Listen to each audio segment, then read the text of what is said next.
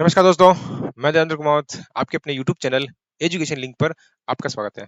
तो चलिए दोस्तों, अपन पढ़ते हैं चैप्टर नंबर फर्स्ट। लेकिन दोस्तों अभी आपके सेशन 2023-24 के हिसाब से आपके कुछ सिलेबस में परिवर्तन किए गए हैं, यानी कि कुछ क्वेश्चंस हटाए गए हैं, ये कुछ प्रश्नावलियां जो एक्सरसाइज अपन कह सकते हैं वो हटाई गई हैं। तो अब अपन जो पढ़ेंगे दोस्तों नए सिलेबस के हिसाब से पढ़ेंगे। मार्केट में अभी नई बुक आई नहीं है, लेकिन सिलेबस नया जारी हो चुका है, तो हम उस सिलेबस के हिसाब से पढ़ेंगे ताकि आपकी इस साल के अंदर आपको एक्स्ट्रा ना पढ़ना पड़े। वैसे अगर आप चाहो तो पूरी प्रश्नावली पढ़ो, 1.1, 1.2, 1.3 पूरी पढ़ो, उसको कोई दिक्कत नहीं है। लेकिन दोस्तों इस सिले मैं आपको जो अभी वर्तमान सेशन चल रहा है दोस्तों 23-24, यानी कि अभी जो जिन्होंने 8वीं में एडमिशन लिया है दोस्तों, उसके हिसाब से मैं आपको पढ़ाऊंगा। तो अब इस सेशन के अंदर जो आपका नया सिलेबस जारी हुआ है उसके अंदर कौन कौन सा क्वेश्चन है एक बार अपन वो देख लेते हैं। यानी कि जो आपके चैप्टर नंबर फर्स्ट, इसकी दो एक्सरसाइज हम पढ़ते हैं। आपको पता है कि एक तो 1.1 है और 1.2 है। ये दो एक्सरसाइज है, तो इसमें से 1.2 तो दोस्तों पूरी डिलीट कर दी है, यानी कि आपको नहीं पढ़नी है। 1.1 के अंदर भी डिलीट कर दिया है, लेकिन कुछ क्वेश्चन रखे हैं। जैसे क्वेश्चन नंबर एक तो है 5वां, एक है यहाँ पे क्वेश्चन नंबर 7वां, और एक है क्वेश्चन नंबर आपके 11वां। 11वें में 3-4 पार्ट है, उसमें से सिर्फ एक क्वेश्चन करना है। यानी कि अब अपन पढ़ेंगे इस एक्सरसाइज के अंदर, यानी एक तो पढ़ेंगे क्वेश्चन नंबर 5वां, एक पढ़ेंगे क्वेश्चन नंबर 7वां, और एक अगर अपन देखें तो आपकी क्वेश्चन आ जाएगा इधर, आ गया ये वाला। यानी कि इधर जो दिख रहा है दोस्तों आपको, ये 11 वाला, इसका अपने को देखना है सिर्फ दोस्तों, इसका 5वां क्वेश्चन देखना है, ये वाला। बस इसके अलावा अपने कुछ नहीं देखना। यानी कि इस पूरी एक्सरसाइज के अंदर 1.1 के अंदर सिर्फ 3 क्वेश्चन है, तो अब तीनों क्वेश्चनों को अपन अच्छे से पढ़ेंगे। फिर चलते हैं अपन एक्सरसाइज 2 पॉइंट के अंदर, है ना दोस्तों। तो अपन सबसे पहले देखते हैं अपन एक्सरसाइज 1.1 का question number first. Question number first है दोस्तों। अब यहाँ पे अपन क्वेश्चन नंबर फर्स्ट ये वाला नहीं लेंगे, क्वेश्चन नंबर फर्स्ट होगा आपके 5वां, यानी कि मैं इस 5वें को बोलूंगा क्वेश्चन नंबर फर्स्ट। तो चलिए अपन ले लेते हैं क्वेश्चन नंबर फर्स्ट। आपके क्वेश्चन नंबर फर्स्ट है दोस्तों, मैं यहाँ लिख लेता हूँ कि क्वेश्चन नंबर फर्स्ट। पुरानी किताब के हिसाब से ये क्वेश्चन नंबर 5वां है, और नई किताब के हिसाब से क्वेश्चन नंबर आपके पहला है। तो चलिए अपन क्वेश्चन नंबर देख लेते हैं फर्स्ट वाला। अब इस क्वेश्चन को अच्छे से पढ़ते हैं और फिर अपन इसको सोल्व करेंगे।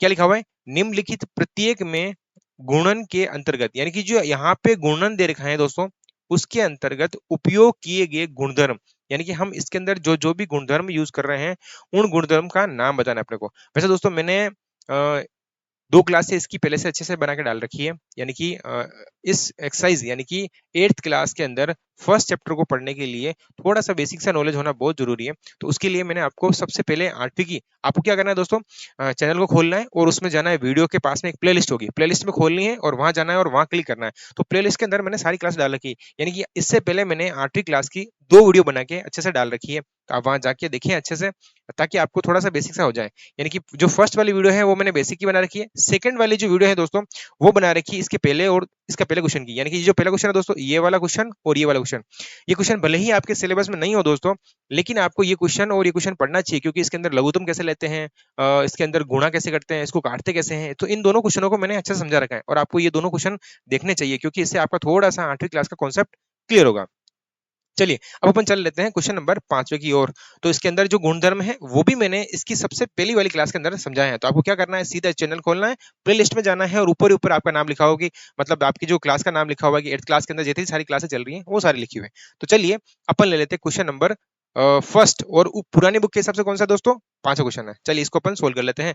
तो अब सबसे पहला क्वेश्चन लिखेंगे अपन, question number first. Question first क्या है दोस्तों, देख लेते हैं यहाँ पे। क्वेश्चन फर्स्ट कह रहा है कि माइनस का 4/5 इंटू 1 बराबर लिखा हुआ है 1 इंटू, फिर लिखा हुआ -4/5 इज इक्वल टू -4/5।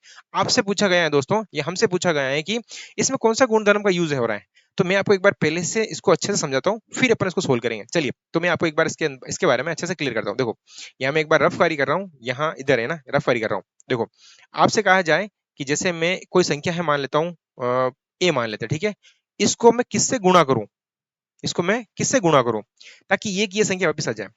क्या होता है दोस्तों, ई की संख्या। अब बताओ इसको अपन किससे गुणा करेंगे दोस्तों, एक से गुणा करेंगे, ठीक है दोस्तों।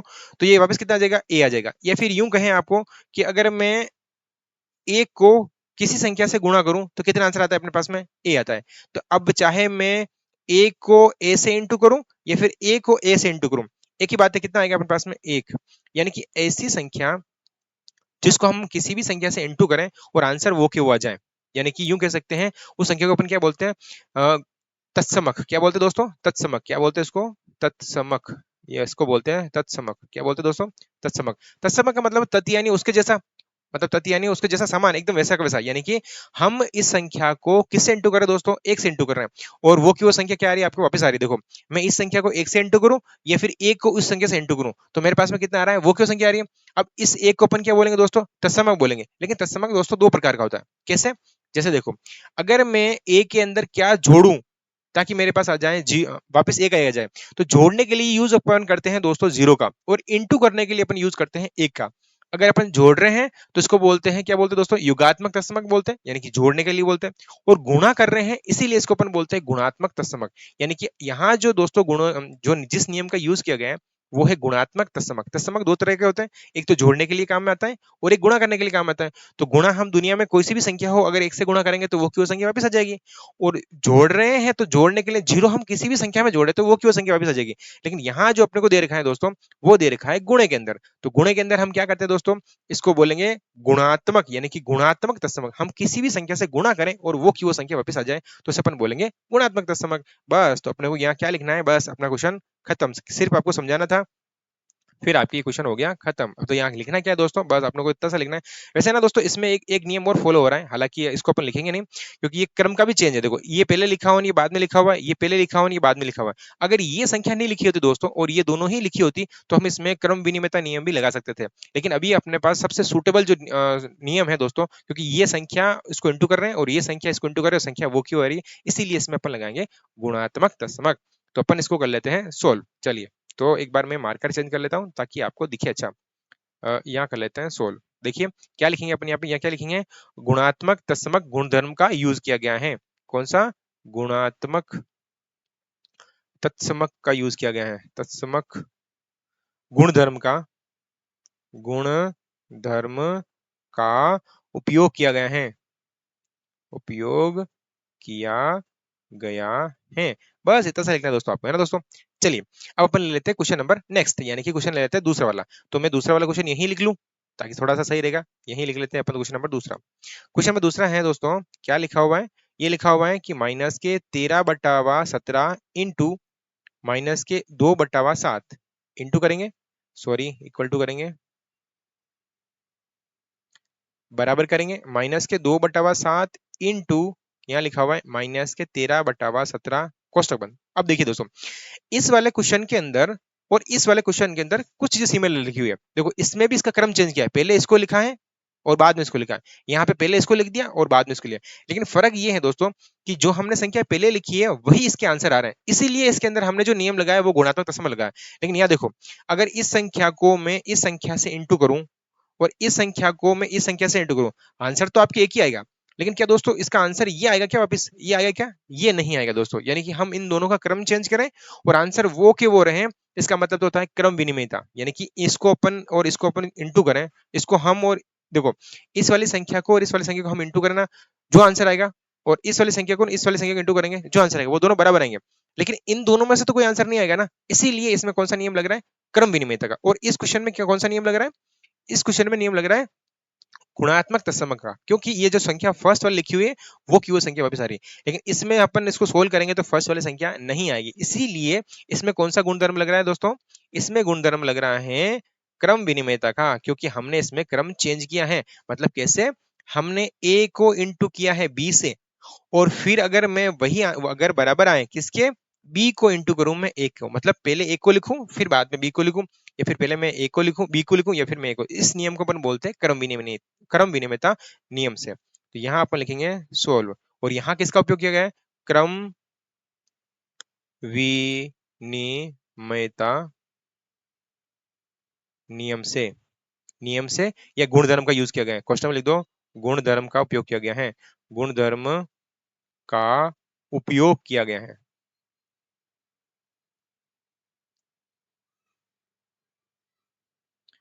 उपयोग किया गया है, किया गया है। ठीक है दोस्तों। चलिए अब ले लेते हैं इसका क्वेश्चन नंबर तीसरा वाला। तीसरा वाला क्या लिखा हुआ है, 19/29, यहाँ लिखेंगे दोस्तों क्वेश्चन नंबर तीसरा, 19/29, फिर हम इसको इंटू करेंगे 29/19 है, 29/19 है, और आंसर इसके अंदर आ रहा है दोस्तों एक। चलिए दोस्तों वैसे ये जो तीनों क्वेश्चन है दोस्तों इसका कॉन्सेप्ट बड़ा अच्छा है, वैसे मैंने जो आपके फर्स्ट क्लास है उसके अंदर मैंने इन सारे कॉन्सेप्ट को अच्छे से समझाया कि गुणात्मक तत्सम किसे कहते हैं, प्रतिलोम किसे कहते हैं, योज्य प्रतिलोम किसे कहते हैं। इन सारे के बारे में मैंने अच्छे से एक क्लास के अंदर अच्छे से समझा रखा है, यानी कि जो सबसे पहली क्लास है 8वीं की वो वाली। आपको मैंने बताया कैसे देखना है, यूट्यूब मेरे चैनल खोलना है, वहाँ पे जाना है आपको और प्लेलिस्ट देखनी है, और प्लेलिस्ट में आपको ये क्लास दिख जाएगी अच्छे से, है ना।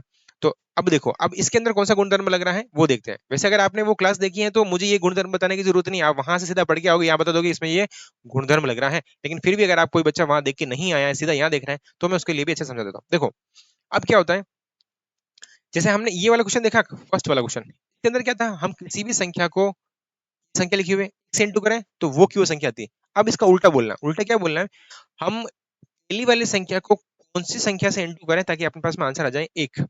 मतलब समझे आप, जैसे मैंने लिखा है कि अगर मैं दो को किससे इंटू करूं ताकि मेरे पास आंसर एक आ जाए, तो आप क्या करोगे, इसको क्या करोगे, इसका उल्टा कर दो। इसका मतलब क्या कर दो दोस्तों, इसका उल्टा कर दो। उल्टा करने का मतलब 1/2 से इंटू कर दो।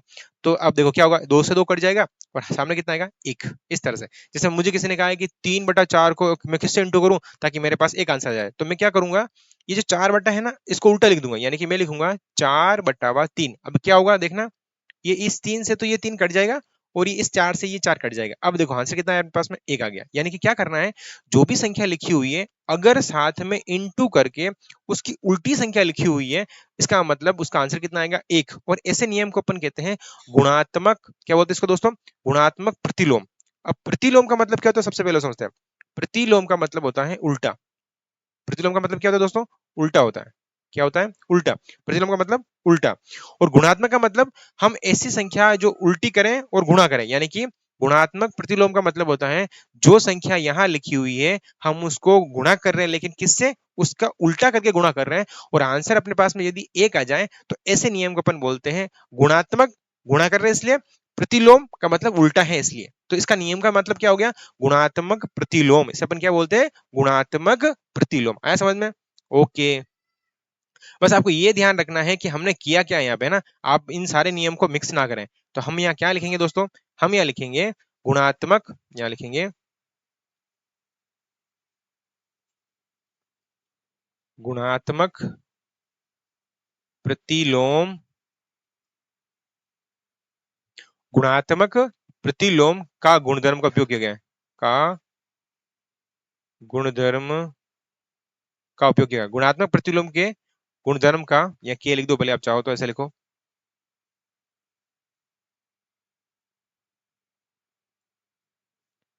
के गुणधर्म का उपयोग किया गया है।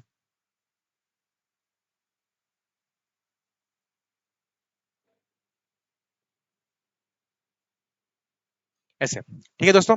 क्या लिखना है यहाँ पे, हमने क्या किया, जो संख्या यहाँ लिखी हुई है अगर हम इसको इंटू करें इसीलिए हमने इसको गुणात्मक लिखा है, लेकिन हम इसको उल्टा करें इसीलिए हमने यहाँ पे क्या लिखा है, प्रतिलोम। और इसका आंसर कितना आना चाहिए, एक। यानी कि अब आप कभी भी किसी भी संख्या को इंटू करें और आंसर एक आ जाए, यानी कि जैसे जो संख्या लिखी हुई है उसको अपन किससे इंटू करें ताकि अपने पास आंसर कितना आ जाए, एक आ जाए, इसका मतलब उसको अपन क्या बोलते हैं, गुणात्मक तत्समक। ठीक है दोस्तों, वैसे क्वेश्चन सारे इजी हैं, एक एक बार आपको इस वीडियो को अच्छे से वापस देखेंगे ना दोस्तों, से मैंने क्या समझाया, यहाँ पे क्या था, यहाँ पे ये था कि अगर वो की वो संख्या वापस आ जाए, यानी कि भले मैं इसको आगे या पीछे इंटू करूं या पीछे आगे इंटू करूं, वो की वो संख्या वापस आ जाए, इसका मतलब तो वो क्या है, तत्समक है।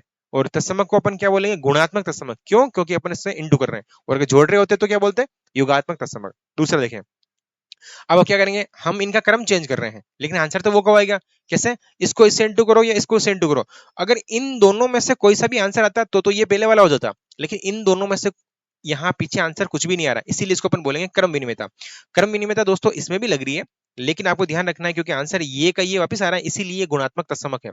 और यहाँ पे क्रम विनिमेयता नियम लग रहा है क्योंकि हम इसको उल्टा कर रहे हैं, लेकिन आंसर इनमें से और इनमें से नहीं आ रहा है, इस वजह से क्रम विनिमेयता नियम है, बाकी ये गुणात्मक तत्समक में कन्वर्ट हो जाता है। अब देखो यहाँ पे, यहाँ क्या कर रहे हैं हम, यहाँ जो संख्या लिखी हुई है, यहाँ जो संख्या लिखी है हम इसको इंटू कर रहे हैं, इसीलिए हमने यहाँ पे गुणात्मक लिखा है, लेकिन इंटू किससे कर रहे हैं, इसके उल्टे से इंटू कर रहे हैं, इसीलिए हमने प्रतिलोम लिखा है। और प्रतिलोम की खासियत क्या होती है, हम इसको इंटू करते हैं, आंसर कितना आता है अपने पास में, एक आता है। चलिए अब अपन देख लेते हैं क्वेश्चन नंबर नेक्स्ट, यानी कि इसके हिसाब से आपका क्वेश्चन नंबर है, इस नए सिलेबस के हिसाब से क्वेश्चन है आपका, क्वेश्चन नंबर कौन सा है दोस्तों, ये क्वेश्चन नंबर है दूसरा। ठीक है दोस्तों, लेकिन पुरानी वाली किताब के हिसाब से कौन सा क्वेश्चन है ये दोस्तों, 7वां क्वेश्चन है। अब इसको अपन अच्छे से पढ़ लेते हैं। वैसे सिंपल क्वेश्चन है, आप इतना लोड लेने की जरूरत नहीं है, सिंपल सिंपल क्वेश्चन, एक बार आपको इनके नियम समझने हैं क्योंकि मैंने है ना इस क्लास, इससे पहले अच्छे से क्लास बढ़ा रखी है, वहाँ अच्छे से समझा रखा है, आप जाके देखें। फिर भी यहाँ मैं आपको अच्छे से एक्सप्लेन कर रहा हूँ, अगर आप वहाँ नहीं देखे हैं तो भी यहाँ देख सकते हैं। चलिए इसको अपन करते हैं सोल्व। इसको पहले अपन पढ़ लेते हैं। बताइए कौन से गुणधर्म है, यहाँ पे भी अपने को गुणधर्म बताना है की सहायता से ये जो संख्या लिखी हुई ये वाली और ये वाली के रूप में अभी मतलब अभी कलन है। यानी कि आपको क्या करना है दोस्तों, यहाँ जो संख्या लिखी हुई है अपने को पहचाना है कि इसमें कौन सा गुणधर्म यूज किया गया। अब एक बार इस कॉन्सेप्ट को समझना, फिर मैं आपको समझाऊं। एक बार मैं यहाँ पे सवाल लिख लेता हूँ। क्वेश्चन क्या है दोस्तों, 1/3, यहाँ लिखेंगे 4/3 कह सकते हैं, इसको 4/3 कह सकते हैं। और फिर लिखा हुआ है, दूसरा लिखा हुआ है यहाँ पे बराबर कर सकते हैं। और यहाँ लिखा हुआ है 1/3 इंटू 6, और यहाँ ब्रैकेट का यूज किया गया है। और फिर इंटू करेंगे 4/3 यानी कि 4/3, 4/3 यूं कह सकते हैं ना दोस्तों। चलिए अब देखो, अब क्या करना है अपने को, यहाँ जो ये पूरा पूरा क्वेश्चन लिखा हुआ है इस क्वेश्चन को एक बार अपन समझते हैं कि क्वेश्चन क्या कहना चाह रहा है। अगर ऐसा कभी आ जाए, मैं एक बार दूसरा मार्कर लेता हूँ ताकि आपको समझने में आसान लगे। हाँ, यहाँ मैं रफ वर्क कर रहा हूँ, फिर मैं इसको जैसे लिखूंगा ना, तो रफ वर्क कर लेते हैं। यहाँ लिखा हुआ जैसे कोई संख्या लिखी हुई ए बी और सी, ये तीन संख्या दिख रही है। फिर मैं इसके अंदर करूंगा बराबर, फिर मैं यहाँ लिखूं ए बी और सी।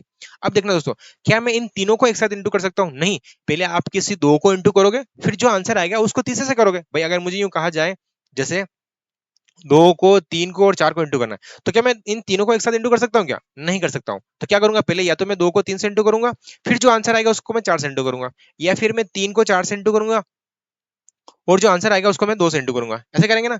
तो अब देखो यहाँ पे भी ऐसा ही किया गया है। क्या किया गया है वो देखो।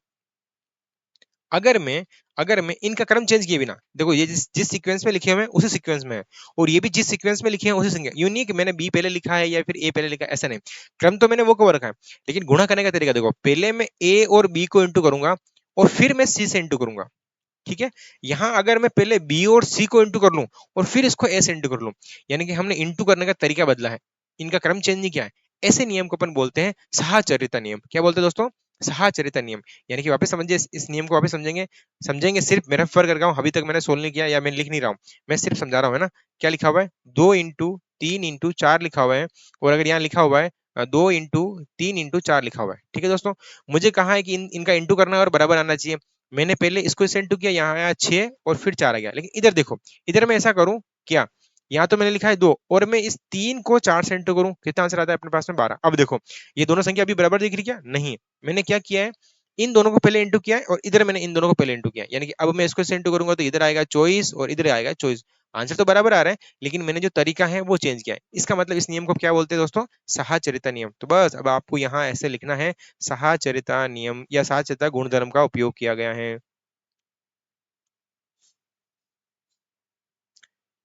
क्या लिखेंगे दोस्तों? साहचर्यता गुणधर्म का उपयोग करेंगे। तो यहाँ छोटा सा लिखना है, यहाँ किसका विकलन करेंगे हम, यहाँ किस नियम का यूज करेंगे, यहाँ लिखेंगे साहचर्यता गुणधर्म का अभिकलन करेंगे या फिर उपयोग करेंगे।